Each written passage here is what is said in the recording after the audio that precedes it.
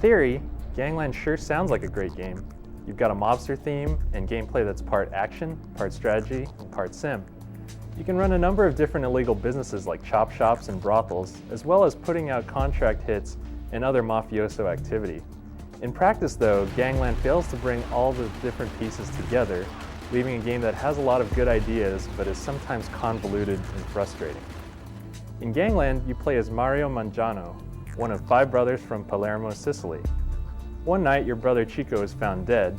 Apparently, he met his fate at the hands of your 3 other brothers, Angelo, Romano, and Sonny. Your 3 brothers soon disappear from the island and flee to Paradise City, which is in the New World. As a result of their departure, you're sent to apprentice in the New World under your uncle Vincenzo to seek vengeance for Chico's death. Gangland's modern-style music doesn't seem to fit the 30s theme, but then again, neither do the ninjas, Humvees, bazookas, and Uzis that you'll eventually come across in the game. You'll start as a low-level gangster under your uncle Vincenzo.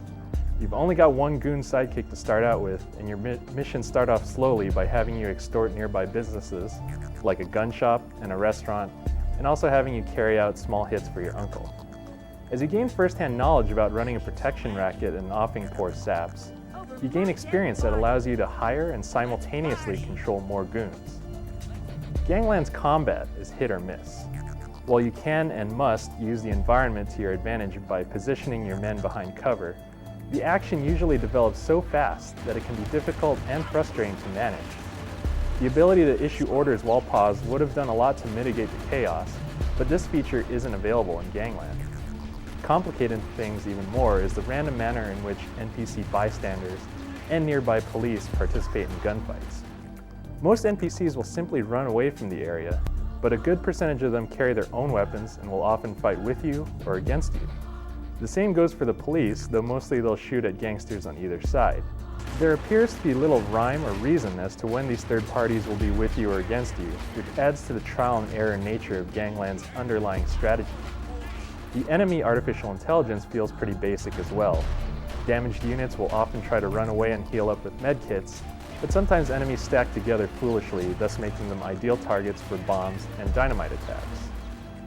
One of the first things you'll notice about the game is that it has a fairly capable graphics engine.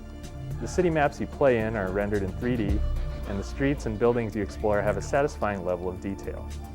Dozens of pedestrians roam about, and the interior areas are fully fleshed out with furniture and other amenities. But after just a few minutes of playing, you'll begin to notice what's missing more than what's there, namely vehicular traffic. Every now and then you'll walk past a car parked on the street, but otherwise Gangland is devoid of vehicles aside from those you drive and those your enemies drive. The lack of civilian vehicles is a pretty big flaw for a game that boasts a living city. Another big issue is the fact that there doesn't seem to be much variation in the character models for both your hired help and the non-player characters. Gangland has you interacting and moving amongst so many people that it's distracting when they all end up looking like clones of one another. You can expect to die often in Gangland because the normal difficulty level offers an intimidating level of challenge. The game has a steep learning curve. All too often, mission failures are the result of being unexpectedly outnumbered due to police interference or other hard-to-avoid circumstances, like you're thrown dynamite exploding too close to your men. It would have been nice to have been able to save a game in the middle of a mission, but for some reason this feature has been left out of Gangland, though a patch apparently is in the works to address that issue. As it is, if you spend an hour or more on a hard mission and get whacked at the end, you'll have to start it all over from the beginning. If you can persevere through the first few missions, you'll reach a point where you can get out from under your uncle's shadow and begin running your own mob. The game opens up from here because you have more options available to you, and the game introduces different mobs, new units, and different settings. Gangland offers a ton of content. There are 16 conquest missions in the campaign, with 12 optional challenge missions interspersed. There are a number of maps available for multiplayer action, and these can optionally be played with computer opponents in a makeshift sandbox mode.